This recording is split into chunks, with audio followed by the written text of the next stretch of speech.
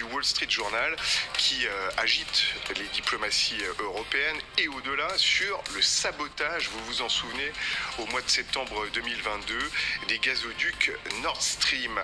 Vous vous souvenez forcément de ces images de mer bouillonnante. Eh bien, d'après le journal américain, les Ukrainiens, dans cette opération clandestine spectaculaire, étaient à la manœuvre avec la complicité des Polonais. L'Allemagne a même lancé un mandat d'arrêt contre un des membres présumés du commando, les indispensables de Justine Fraissinet.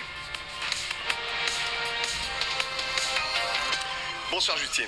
Bonsoir Emmanuel, bonsoir à tous. Alors vous allez nous faire vivre cette incroyable enquête avec ce mandat d'arrêt et le récit de cette équipée qui est digne d'un film. Effectivement, imaginez un bar de Kiev à la tombée de la nuit, au tout début de la guerre. Un groupe d'officiers ukrainiens fête le coup d'arrêt que leurs troupes viennent de mettre à l'envahisseur russe dans sa course vers la capitale. Ça boit, ça rêve. Et le Wall Street Journal raconte, enthousiasmé par l'alcool et la ferveur patriotique, quelqu'un suggère une prochaine étape radicale, détruire Nord Stream. La plus grande manne financière de la Russie, c'est le gaz.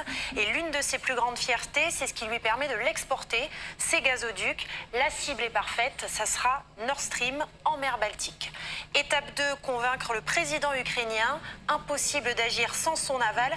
Des officiers de Kiev planchent sur la stratégie, tandis que des hommes d'affaires proposent de financer cette opération à 300 000 $. Le Wall Street Journal toujours. Un général en exercice ayant l'expérience des opérations spéciales superviserait la mission qu'un participant a décrite comme un partenariat public-privé. Il rendrait compte directement au chef des forces armées ukrainiennes. On parle donc du général Zaloujny qui a toute la confiance de Zelensky. Le président ukrainien approuve selon le Wall Street Journal. Les préparatifs se poursuivent. L'état-major serait à la manœuvre. L'opération n'est évoquée que verbalement. Pas de traces écrites pour ne pas se compromettre. Sauf que, bien sûr, le renseignement fait son œuvre et le projet de sabotage est vite découvert. Effectivement, un mois plus tard, en juin 2022, les services de renseignement néerlandais ont vendu complot. Le grand parrain américain est prévenu, en l'occurrence la CIA qui informe à son tour les Allemands. Washington est clair, Zelensky doit stopper cette opération contre ordre transmis à Zaloujny qui décide de l'ignorer. Selon le Wall Street Journal, il répond à Volodymyr Zelensky que c'est déjà trop tard. On lui a dit que c'était comme une torpille. Une fois lancée sur l'ennemi, on ne peut plus la stopper. Elle continue à avancer jusqu'à ce que ça fasse boum. À partir de ce moment-là, on peut considérer, sans l'affirmer pour autant, que Zelensky n'a plus le droit d'en connaître, comme on dit. Et le commando est alors constitué. Effectivement, selon des officiers et des responsables ukrainiens au courant de l'affaire, le général chargé de commander l'opération fait appel à certains des meilleurs officiers ukrainiens. Ils sont chargés des opérations spéciales et ont l'expérience des missions clandestines à haut risque contre la Russie. Ils aideront à coordonner l'attaque. L'un d'eux est un certain Roman Chervinsky, 49 ans, colonel des forces d'opération spéciales ukrainiennes, bardé de médailles. C'est aussi un ancien du SBU, les services secrets. Il devient coordinateur de l'opération et recrute un commando de 6 personnes. Il est constitué d'un officier de l'armée ukrainienne qui est également un skipper chevronné, de 4 plongeurs en eau profonde expérimentés et d'une femme d'une trentaine d'années, plongeuse elle aussi. Il fallait absolument une femme dans l'équipe pour faire penser à une bande de copains en vacances et ne pas éveiller les soupçons. Septembre 2022, le grand jour est arrivé. Dans la petite ville portuaire allemande de Rostock, en bord de mer Baltique, le commando embarque à bord d'un bateau de plaisance comme celui-ci, de 50 pieds, une quinzaine de mètres de long, l'Andromeda. Pour assurer la couverture, c'est une agence de voyage polonaise qui s'est occupée de la location, créée par les services secrets ukrainiens il y a une dizaine d'années. Rien n'est laissé au hasard. Ils prennent le large, équipés de matériel de plongée et de cartes des fonds marins que l'on peut trouver en quelques clics sur Internet. Et une fois au-dessus des pipelines, les plongeurs s'élancent 2 par 2. Les conditions sont dantesques, une plongée à 80 mètres de profondeur, dans une obscurité totale et une eau à moins de 10 degrés. En 20 minutes, malgré le début d'une tempête, ils déposent les mines sur les tuyaux et n'appuient sur les détonateurs que lorsqu'ils sont à bonne distance. 3 des 4 conduits sont littéralement éventrés. On vous avait d'ailleurs montré ces images à l'époque réalisées par un journaliste suédois autorisé à accéder à la zone. On voit effectivement ce trou béant, le métal a été coupé net, un tronçon d'au moins 50 mètres a été pulvérisé par l'explosion. La suite, on la connaît, ce bouillonnement de gaz à la surface pendant quelques jours, ces navires de guerre allemands, danois, suédois et américains inspectant la zone, c'est le début de l'enquête, les moyens sont énormes. Et pourtant, d'après le Wall Street Journal, il y a un petit détail qui va trahir l'équipe ukrainienne. Effectivement, et ça c'est un élément qu'on ignorait, ce petit oubli qui va les compromettre. Avant de laisser l'Andromeda derrière eux, dans le port de Rostock, les 6 membres du commando oublient de le laver. Très vite, les enquêteurs allemands découvrent donc des traces d'explosifs, des empreintes digitales, l'ADN de l'équipage. Et c'est suite à cela qu'ils vérifient la vidéosurveillance du port, les identités, les communications téléphoniques. Et ils finissent par lancer un mandat d'arrêt contre l'un des plongeurs ukrainiens présumés. Alors pourquoi à ce jour personne n'a été arrêté? Eh bien parce que le commando est retourné en Ukraine et l'Ukraine n'extrade pas ses propres citoyens. Quant aux responsables ukrainiens qui ont participé, qui auraient participé ou qui ont eu vent du complot selon le Wall Street Journal, il n'existe aucune preuve au-delà des conversations. Aucun d'entre eux ne témoignera de peur de s'auto-incriminer.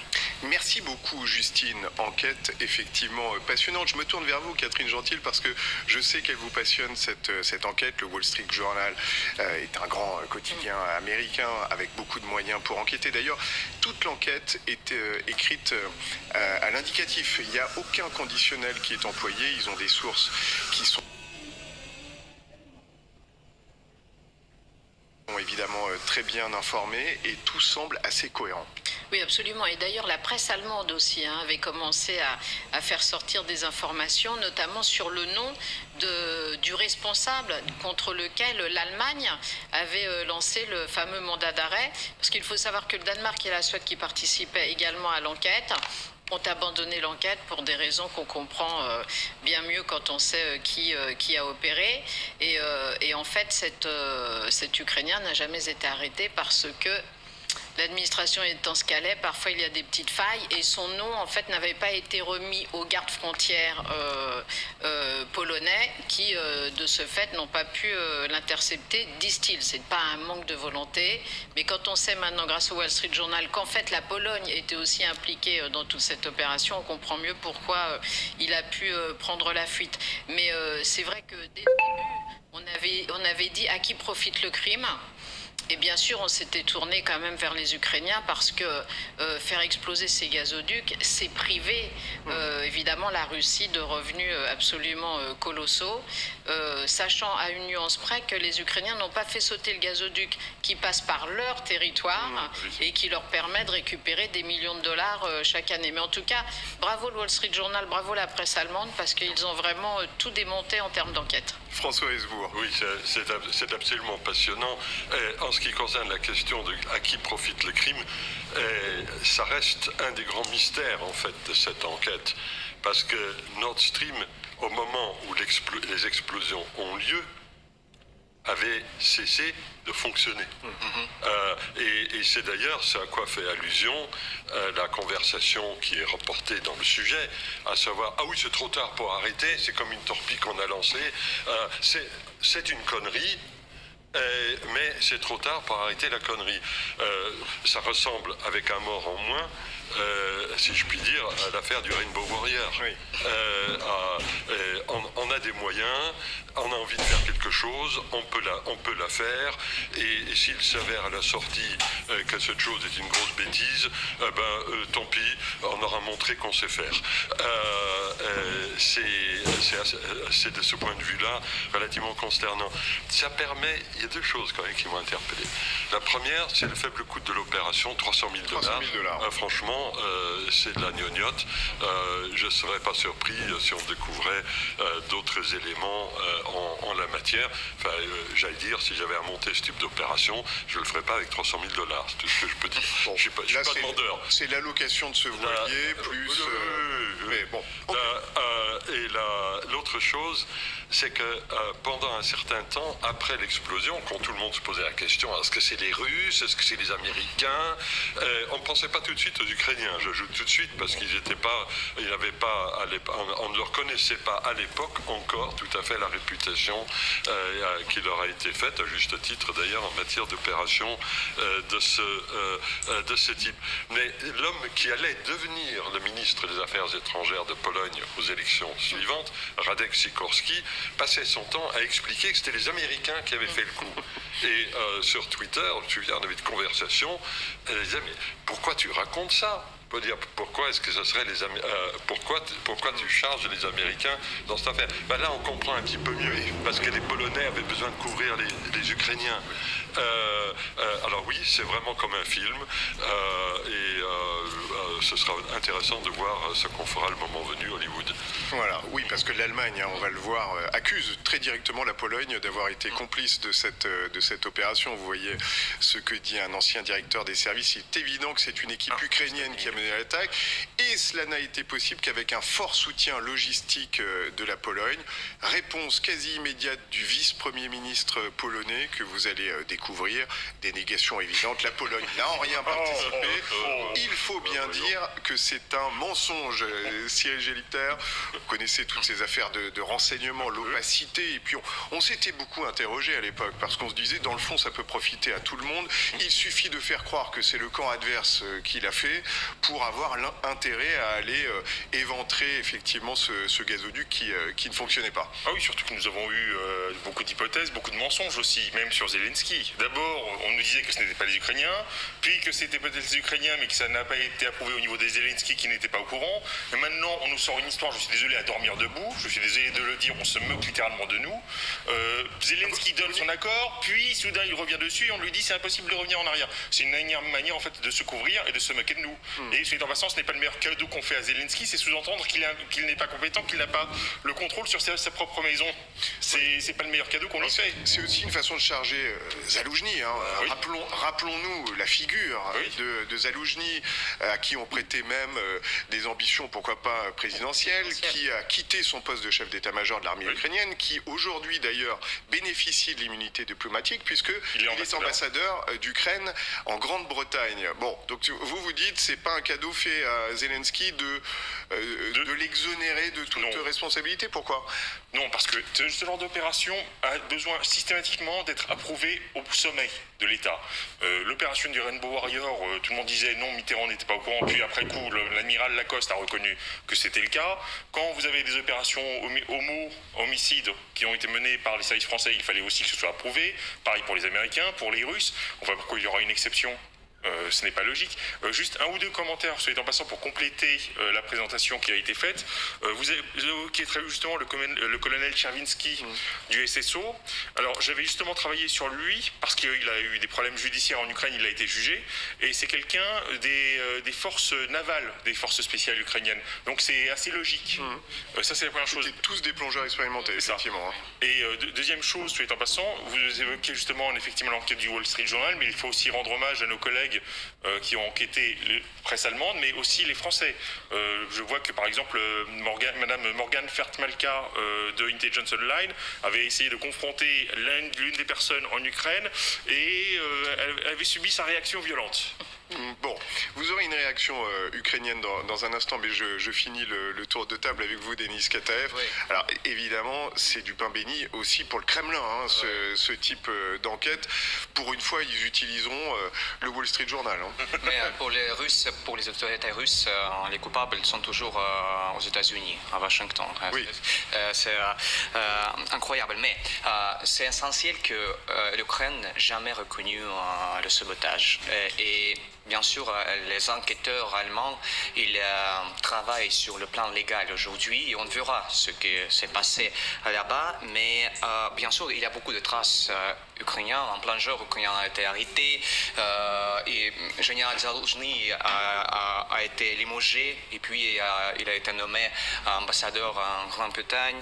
Et voilà, mais c'est indispensable pour que pour l'Ukraine, ça peut être considéré comme un acte de légitime défense, bien sûr. Et c'est une opération, de pression psychologique. Rappelons que ça avait beaucoup mis en colère, par exemple, les Allemands, qui restent bien des sûr, alliés et des fournisseurs d'armes. Donc le dire, c'est peut-être aller un peu loin, non? Oui, un peu loin, mais l'Ukraine ne peut pas reconnaître qu'elle a fait le sabotage comme ça, et il faut sauver, bien sûr, il faut sauver la face pour des raisons diplomatiques. Mais en tout cas, c'est la guerre, et c'est de la guerre aujourd'hui qui a lancé la Russie. C'est pourquoi, à mon avis, je pense que c'est une cible importante, illégitime pour les Ukrainiens, parce que la Russie exporte du gaz, et bien sûr ce gazoduc est une source de financement de la guerre pour les Russes, pour les autorités russes. C'est pourquoi pour Kiev, pour l'Ukraine, c'est une cible légitime. Bon. Il exporte ailleurs maintenant, et parfois il revient même d'ailleurs en Occident par des voies détournées. Réaction de Mikhailo Podolyak, qui était interviewé par Darius Rochebrun, qui lui a naturellement posé la question. Là aussi, une dénégation bien évidente.